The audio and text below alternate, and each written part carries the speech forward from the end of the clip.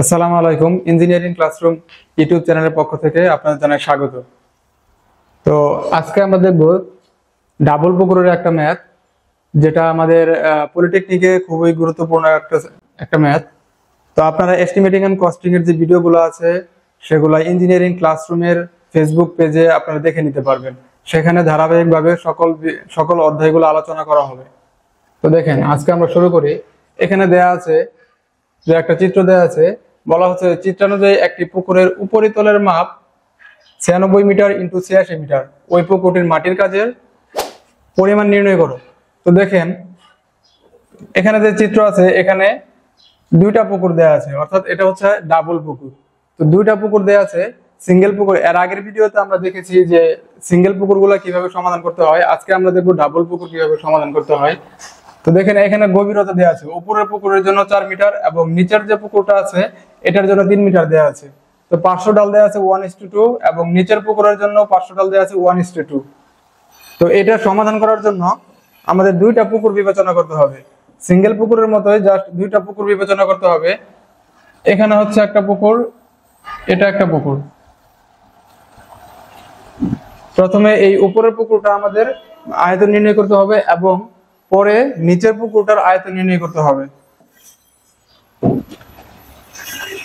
এই নিচের পুকুর অর্থাৎ V1 বের হবে এবং V2 বের হবে, অর্থাৎ এখানে দুইটা ভলিউম বের হবে। উপরের পুকুরের জন্য একটা ভলিউম, নিচের পুকুরের জন্য একটা ভলিউম। তারপর দুইটা যোগ করে দিলেই আমাদের ম্যাথ সলভ হয়ে যাবে।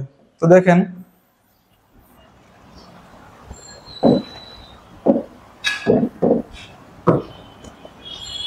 তো উপরের পুকুরের জন্য আমরা কি পাবো? দেখেন, উপরের পুকুরের জন্য এখানে D = 4 মিটার দেওয়া আছে। তো উপরের পুকুরের দৈর্ঘ্যটা দেওয়া আছে 96 মিটার এবং উপরের পুকুরের যে প্রস্থ দেওয়া আছে 86 মিটার। তো নিচের পুকুরের দেখেন, নিচের দৈর্ঘ্য উপরের পুকুরের জন্য প্রথমে আমরা দৈর্ঘ্য এবং প্রস্থ এটা দেওয়া আছে। তো নিচের দৈর্ঘ্যটা নির্ণয় করব কিভাবে? নিচের দৈর্ঘ্য নির্ণয় করব উপরের দৈর্ঘ্য থেকে 2SD বাদ দিব। যেহেতু নিচের দৈর্ঘ্যটা উপরের দৈর্ঘ্য থেকে কম হবে, এই জন্য এখানে মাইনাস চিহ্ন। যদি আমরা নিচের দৈর্ঘ্য থেকে উপরের দৈর্ঘ্য বের করতাম তাহলে এখানে আমরা প্লাস দিতাম।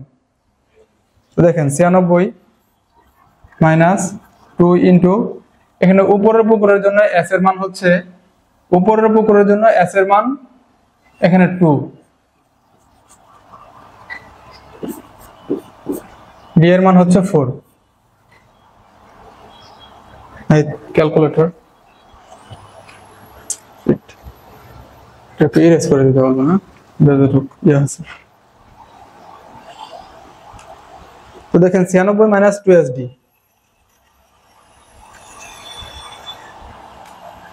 এখানে হচ্ছে 80 মিটার।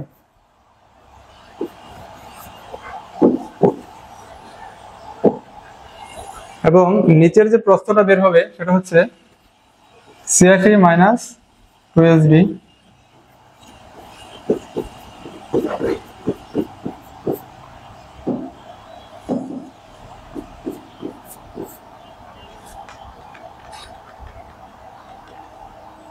এটা হচ্ছে 70। তো দেখেন, এখন আমরা উপরের পুকুরটা যদি হিসাব করি, ভলিউম হিসাব করার জন্য আমাদের প্রথমে এরিয়া লাগবে। এখানে A1 96 ইন্টু 86 এবং A2 পাবো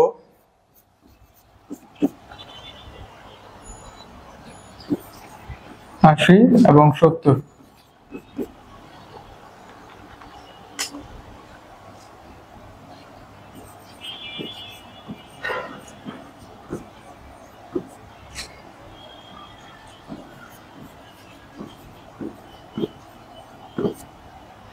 তো এখানে আমাদের এরিয়া, হ্যাঁ এটা হচ্ছে উপরের এরিয়াটা পাইছি, এখানে নিচের এরিয়াটা।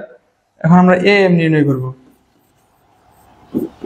প্রশ্নে যেহেতু বলা নেই যে কোন মেথডের সমাধান করতে হবে, তো আমরা এখানে প্রিজো মডেলের মাধ্যমে সমাধান করছি।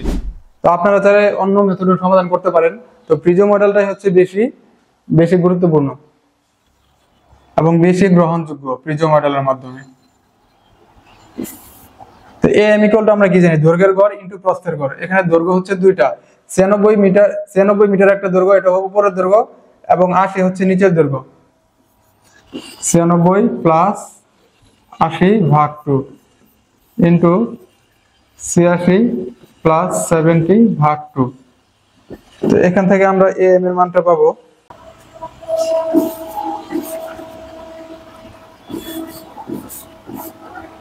দেখেন একটা মজার বিষয় খেয়াল করেন, এখানে A1 এবং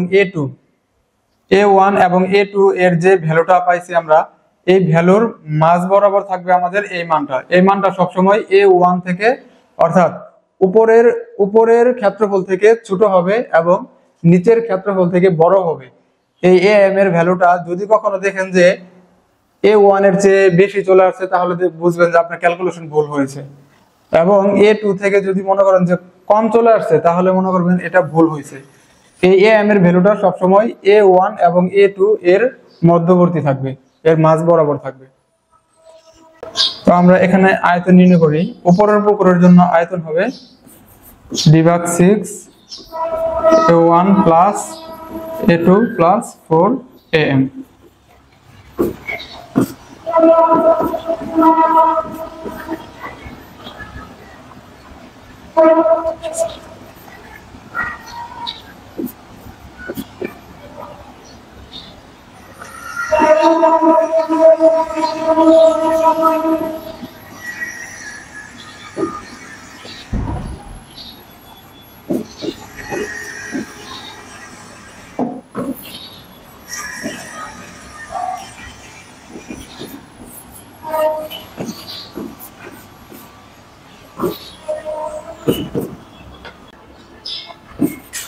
এটার ভ্যালু হচ্ছে 2754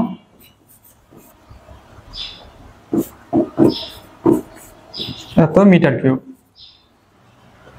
তো আমাদের উপরের পুকুরের ভলিউম নির্ণয় হয়ে গেছে। তো এখন আমরা নিচের পুকুর দেখব। নিচের পুকুরের জন্য আমাদের ডাটাগুলো দেখেন। এখন নিচের পুকুরের জন্য, হ্যাঁ, এটা গভীরতা দেওয়া আছে, নিচের পুকুরের গভীরতা 3 মিটার দেওয়া আছে। তো উপরের দৈর্ঘ্য, নিচের পুকুরের জন্য উপরের দৈর্ঘ্যটা আমাদের লাগবে। উপরের দৈর্ঘ্যটা দেখেন, উপরের দৈর্ঘ্যটা কিভাবে নির্ণয় করব? উপরের দৈর্ঘ্যটা নির্ণয় করতে হবে আমাদের, দেখেন নিচের দৈর্ঘ্য থেকে এই মানটা বাদ দিতে হবে। নিচের দৈর্ঘ্য থেকে এই 4 বাদ দিতে হবে, এখান থেকে এই 4 এবং এখান থেকে এই 4, অর্থাৎ টোটাল 8 বাদ দিতে হবে নিচের দৈর্ঘ্য থেকে। অর্থাৎ নিচে যে দৈর্ঘ্যটা আমরা পেয়েছি, এই নিচের দৈর্ঘ্য থেকে দুই পাশ থেকে 4 4 করে বাদ দিতে হবে। এবং প্রস্থ নির্ণয়ের ক্ষেত্রে একই, নিচের প্রস্থ থেকে দুই পাশ থেকে 4 বাদ দিব। তো খেয়াল করেন উপরের দৈর্ঘ্য, দেখেন উপরের দৈর্ঘ্য হচ্ছে 80 মাইনাস 4 মাইনাস 4। তো 80 থেকে যদি আমরা 8 বাদ দিই, তাহলে এখানে 72 মিটার থাকবে। এবং দেখেন উপরের প্রস্থ, তো প্রস্থ হচ্ছে 70 থেকে বাদ দিতে হবে, 70 মাইনাস 4 ইকুয়াল টু 62 মিটার। তো নিচের দৈর্ঘ্য কত হবে? নিচের দৈর্ঘ্য হচ্ছে 72 মাইনাস 2SB,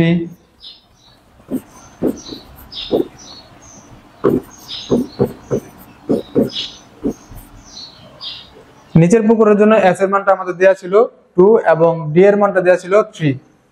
এটা আসবে 60 মিটার।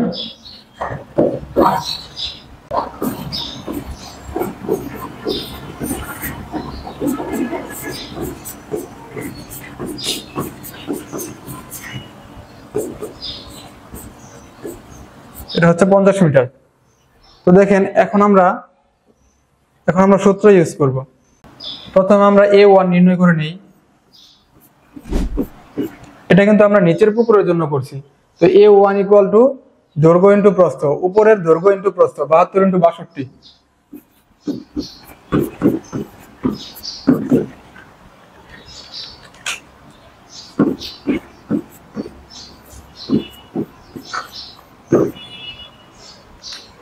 এবং A2 নিচের দৈর্ঘ্য ইনটু নিচের প্রস্থ, দেখেন নিচের দৈর্ঘ্য 60 এবং প্রস্থ 50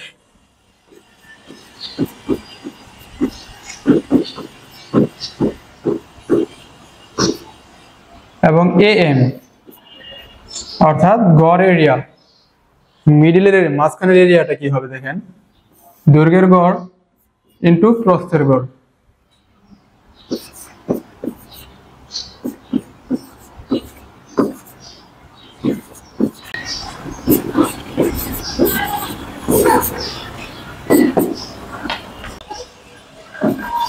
থ্রি 696 মিটার স্কয়ার। তো এখন আমরা কি করব দেখেন, ভলিউম অর্থাৎ V2, নিচের পুকুরের আয়তন একই সূত্র d/6 A1 plus A2 plus 4 AM। এটা হচ্ছে প্রিজম মডেল সূত্র।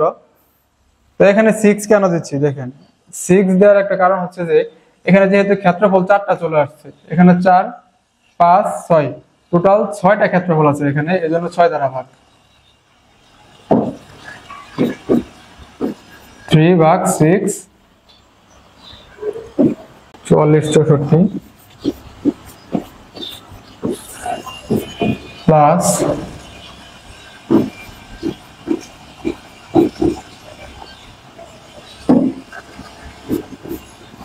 4 ইন্টু AM এর ভ্যালুটা হচ্ছে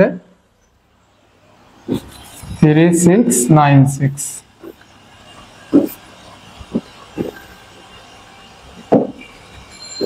তো এটা ক্যালকুলেশন করেন, 11124 এত মিটার কিউব। তো এখন টোটাল আয়তন কত হবে, টোটাল আয়তন V টোটাল অর্থাৎ পুকুরের মোট আয়তন কত হবে, V1 প্লাস V2। দেখেন V1 এর ভ্যালুটা আমরা কত পেয়েছি একটু খেয়াল করেন,